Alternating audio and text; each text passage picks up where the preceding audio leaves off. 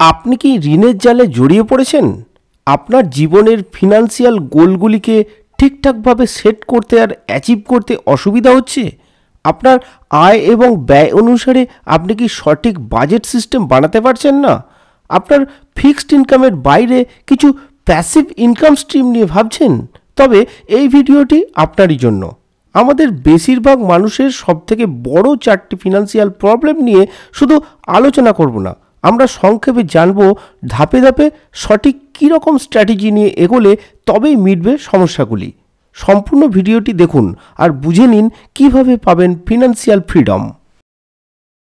নমস্কার, বিধিমতো বিনিয়োগ চ্যানেলে আপনাকে স্বাগত।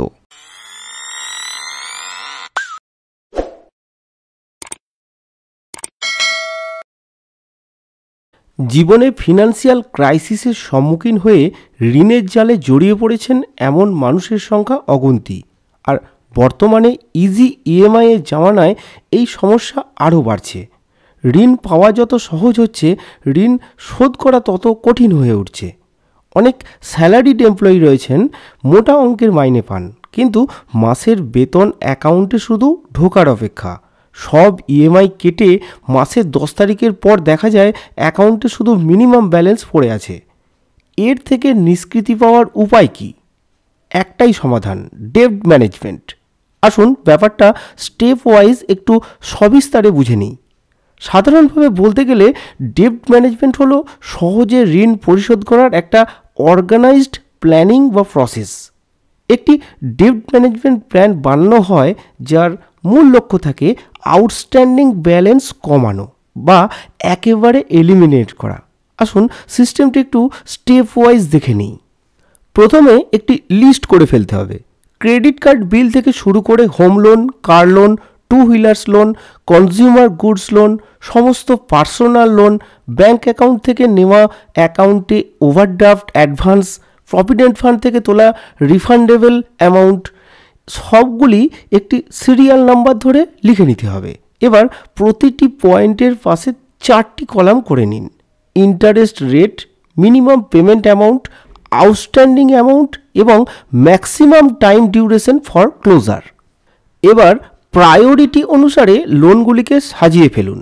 প্রথমেই রাখুন হাই ইন্টারেস্ট রেটের লোনগুলিকে, যেমন ক্রেডিট কার্ড বিল বা এই রকম যদি আরও কিছু থেকে থাকে। পরের স্টেজে রাখুন মাঝারি ইন্টারেস্ট রেটের লোনগুলিকে, যেমন পার্সোনাল লোন, ব্যাঙ্ক ওভারড্রাফট। পরের স্টেজে রাখুন একটু কম ইন্টারেস্ট রেটের ঋণগুলিকে। একেবারে শেষে রাখুন interest free refundable withdrawal from provident ফান্ডের মতো পয়েন্টগুলিকে। ঋণগুলিকে সাজানোর 2টি পদ্ধতি রয়েছে। অ্যাভালেন্স মেথড, এতে ইন্টারেস্ট রেট অনুসারে সাজানো হয়, অর্থাৎ ইন্টারেস্ট রেট বেশি থেকে কম এইভাবে। আরেকটি পদ্ধতি রয়েছে স্নোবল মেথড। এর ক্ষেত্রে আউটস্ট্যান্ডিং ব্যালেন্স ওয়াইজ সাজাতে হবে। সব থেকে কম আউটস্ট্যান্ডিং ব্যালেন্সের লোনটিকে প্রথমে রেখে এরপর ক্রম অনুসারে সাজানো হয়। এর মধ্যে আপনি পাওনাদারের সাথে যোগাযোগ করে 2টি পয়েন্ট আলোচনা করতে পারেন বা একটু নেগোসিয়েট করে নিতে পারেন। ইন্টারেস্ট রেট কমাতে বলা যেতে পারে আর পেমেন্ট প্ল্যান এক্সটেন্ড করতে বলা যেতে পারে। এর পরের স্টেজে লোন কনসলিডেশনের ব্যাপারে খোঁজ নিন, আর ক্রেডিটর রাজি থাকলে সেদিকে এগোনোর কথা ভাবুন। এতে একদিকে যেমন পেমেন্ট সিম্পলিফিকেশন হবে, আবার ইন্টারেস্ট রেটও কমতে পারে। নেক্সট স্টেজে আরেকটি ব্যাপার করতে হবে, সেটি হলো প্রতি মাসে অল্প কিছু হলেও সেটিকে হাই ইন্টারেস্ট রেটের লোন অ্যাকাউন্টে এক্সট্রা পেমেন্ট করে দিন। Bonus, tax refund, side income, হঠাৎ করে পাওয়া কোনো পেমেন্ট নিজের কাছে থাকলেই খরচ হয়ে যাবে, তাই পাওয়ার সাথে সাথেই সেভিংস অ্যাকাউন্টে না রেখে লোন অ্যাকাউন্টে ফেলে দিন। অ্যাভয়েড নিউ ক্রেডিটস, একদিকে আননেসেসারি লোন এড়িয়ে চলুন, একই সাথে ক্রেডিট কার্ডের ব্যবহারে লিমিটেশন রাখুন। ঋণের চাপ যাদের মাথা ব্যথার কারণ নয়, যারা কর্মজীবনের শুরু থেকেই একটু গুছিয়ে ভবিষ্যতের কথা ভেবে এগোতে চাইছেন, আবার এমনও হতে পারে কর্মজীবনের অনেকটা পথ এগিয়েও এখনও ফিউচার ফিনান্সিয়াল টার্গেট নিয়ে ভেবে ওঠা হয়নি, তারা কয়েকটি স্টেপ ফলো করে একটি সুনির্দিষ্ট রূপরেখা ছকে ফেলতে পারেন। আপনার ফিনান্সিয়াল গোল পূরণের পন্থাটি হবে স্মার্ট, অর্থাৎ স্পেসিফিক, মেজারেবল, অ্যাচিভেবল, রিলিভেন্ট এবং টাইম বাউন্ড। এবার ফিনান্সিয়াল গোলগুলিকে ক্যাটাগরি ওয়াইজ ভাগ করে ফেলতে হবে। 1 থেকে 3 বছরের জন্য শর্ট টার্ম, ইমার্জেন্সি ফান্ড বানানো, ডেবিট রিপেমেন্ট, বাড়ি কেনার জন্য ডাউন পেমেন্ট অ্যামাউন্টের অর্থের সঞ্চয়, পুরনো গাড়িটা বদলে নতুন গাড়ি নেওয়া, এই রকম আরও কিছু শর্ট টার্ম গোলের মধ্যে রাখতে হবে। 3 থেকে 7 বছরের জন্য মিড টার্ম, ছেলেমেয়ের হায়ার স্টাডি বা বিয়ের জন্য বড় ফান্ড, বড় লোনগুলির প্রিন্সিপাল অ্যামাউন্ট কমানো, এগুলি রাখা যেতে পারে এই ক্যাটাগরিতে। 7 বছরের বেশি সময় ফিনান্সিয়াল গোলগুলিকে রাখতে হবে লং টার্ম ক্যাটাগরিতে, যেমন রিটায়ারমেন্ট প্ল্যানিং, লোন ছাড়াই বাড়ি বা ফ্ল্যাট কেনা ইত্যাদি। প্রত্যেক মানুষের ফিনান্সিয়াল নিডস যেমন আলাদা, তেমনি ফিনান্সিয়াল গোলগুলিও এক এক রকম হবে। সেই অনুসারে ক্যাটাগরাইজেশন করতে হবে। সমস্ত ফিনান্সিয়াল গোলগুলির মধ্যে রাখতে হবে মাইলস্টোন, আর বড় গোলগুলিকে ছোট এবং ম্যানেজেবল স্টেপসে ভাগ করে ফেলতে হবে। সর্বদা প্রোগ্রেস যেমন ট্র্যাক করতে হবে, তেমনি একটি নির্দিষ্ট টাইম ইন্টারভ্যালে প্রোগ্রেস ইভ্যালুয়েটও করতে হবে। প্রোগ্রেস এবং অ্যাচিভমেন্টসগুলিকে মনিটর করতে ফিনান্সিয়াল অ্যাপস এবং স্প্রেডশিট ইউজ করা যেতে পারে। সময়ের সাথে যেমন সব কিছুই বদলায়, তেমনি লক্ষ্য করলে দেখা যাবে আপনার নিডসগুলিও সময়ের সাথে সাথে বদলাতে থাকছে। তাই টাইম টু টাইম নিডসগুলিকেও অ্যাডজাস্ট করতে হবে। ঋণের ফাঁদ থেকে বেরিয়ে আসাই হোক বা আপনার ফিনান্সিয়াল অবজেক্টিভসগুলিকে পূরণ করা, আপনার ইনকাম এবং এক্সপেন্সের মধ্যে ব্যালেন্স না থাকলে পুরোটাই মাটি। আয় এবং ব্যয়ের মধ্যে সিমেট্রি তখনই আসবে যদি একটি এফেক্টিভ বাজেট সিস্টেম বানানো যায়।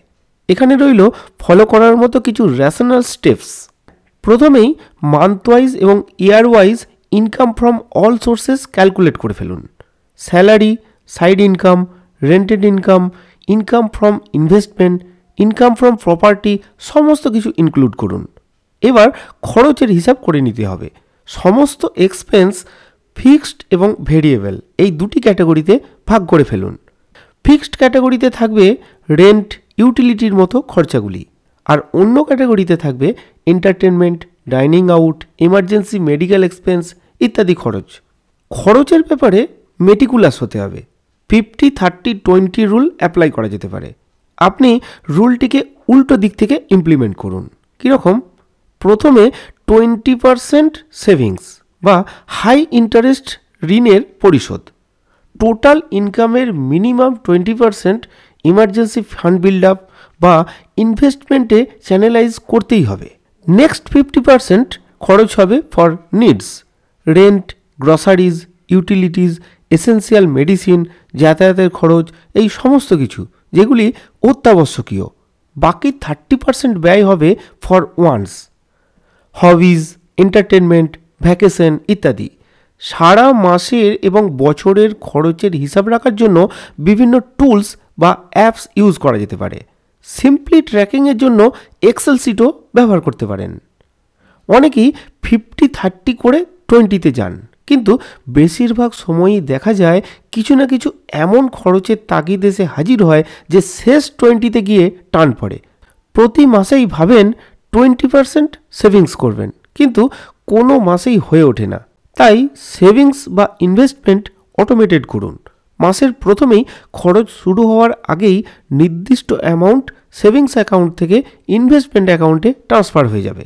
শুধু ট্র্যাকিং করলেই হবে না, নির্দিষ্ট সময় অন্তর সমস্ত ওভার স্পেন্ডিং এরিয়াগুলিকে আইডেন্টিফাই করে সুইচ অল্টার এবং প্রয়োজনে অ্যাডজাস্টমেন্ট করতে হতে পারে।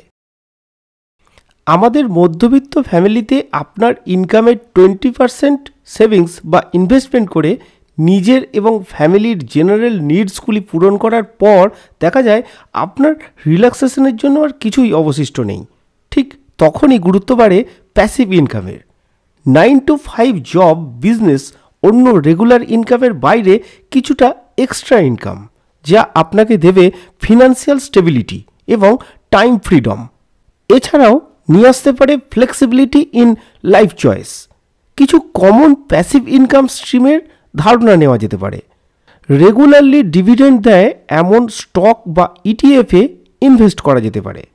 অব্যবহৃত প্রপার্টিজ রেন্টে দেওয়া যেতে পারে। আবার রিয়েল এস্টেট ইনভেস্টমেন্ট ট্রাস্টে ডাইরেক্টলি ইনভেস্ট করা যেতে পারে। আবার একটু অন্যরকমভাবে ebook, online course, print on demand merchandise এইসব নিয়েও ভাবা যেতে পারে। এমন প্ল্যাটফর্মে ইনভেস্ট করতে পারেন যারা ডাইরেক্টলি কোনো ব্যক্তি বা বিজনেসকে লোন দেয়। কিছু সাইড বিজনেসও করা যেতে পারে যার কোনো টাইম বাউন্ডিংস থাকবে না।